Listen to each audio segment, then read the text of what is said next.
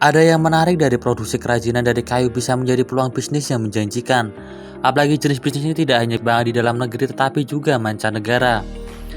Banyak pelaku usaha kerajinan dari kayu yang mengekspor produk-produk asli Indonesia ke berbagai negara.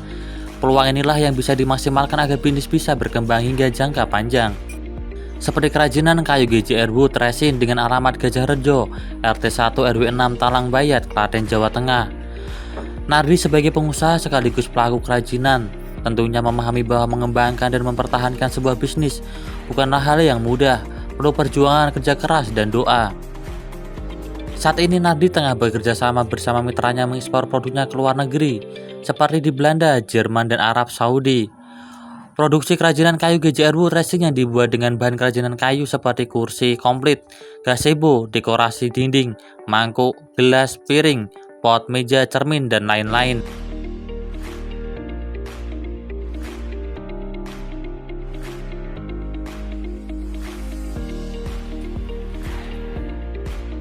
Selamat siang, Pak. Siang. Ya, sehat ya, Pak ya? Sehat. Ya, kalau boleh tahu Pak, ini bisa dijelaskan Pak untuk tempat produksi ini ya? Ini udah dari kapan Pak, kalau boleh tahu? Udah sejak tahun 2014. 2014 ya, berarti udah lama ya Pak ya? Udah lama. Oh gitu ya. Mungkin awal mula kenapa Bapak membuat suatu usaha seperti ini apa Pak mungkin? Ya karena di sini kampung dan pegunungan, saya berpikir untuk berpotensi untuk mengolah limbah-limbah kayu di gitu ya. alam sekitar. Lebih memilih kayu itu Pak? Ya karena di lingkungan perkampungan ini kebetulan baru saya yang untuk mengolah kayu, jadi barang jadi untuk meja dan kursi. Oh gitu ya. Mungkin bisa dijelaskan Pak, ini di belakang kita ini ada produk apa Pak ini Pak? Yang untuk ini meja makan bahan dari terung besi, dan untuk kursi bahan dari akar jati. Akar jati ya Pak ini ya? Kualitas ekspor Pak. Ekspor ya. Lah ini kalau yang menarik ekspornya udah sampai kemana saja Pak ini? Udah sampai Jerman, sampai Belanda, Oh. dan Arab Saudi. Wah, Arab Saudi ya, berarti sudah sampai luar negeri ya Pak ya? Oh gitu ya. Kalau seperti ini Pak, kira-kira bisa tahan sampai berapa tahun Pak? Untuk masalah ketahanan produk dari akar jati mungkin beratus tahun Sampai ratusan ya bahkan ya. Oh gitu ya.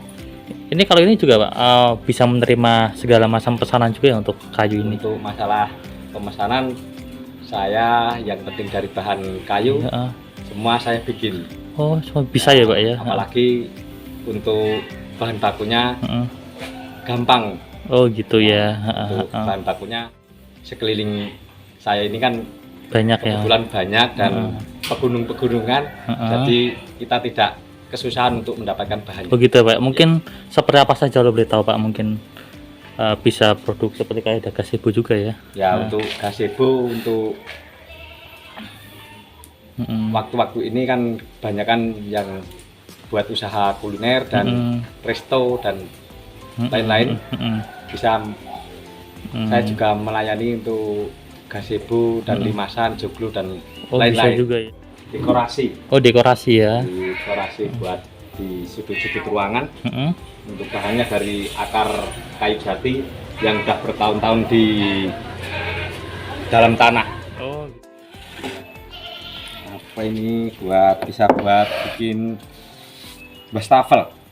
Wastafel ya. Ya. Tinggal ngembang buat wastafel dan ukuran menyesuaikan permintaan.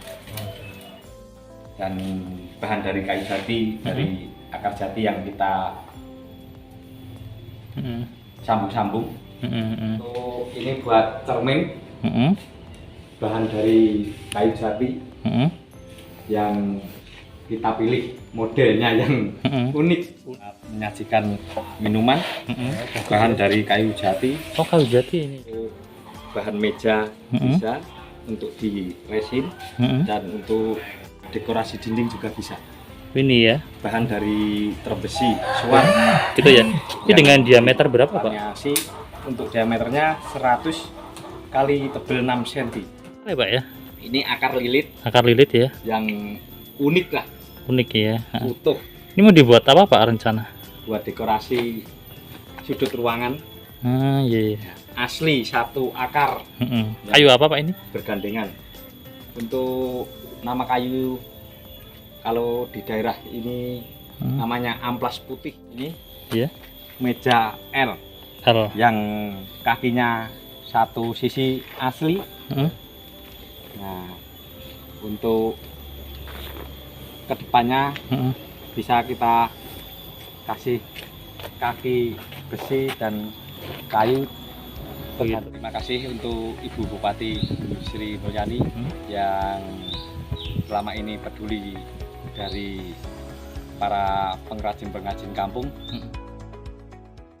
Sekedar catatan, ekspansi bisnis kerajinan dari kayu juga bisa jadi salah satu langkah investasi yang tepat dalam memperkuat kondisi finansial di masa depan.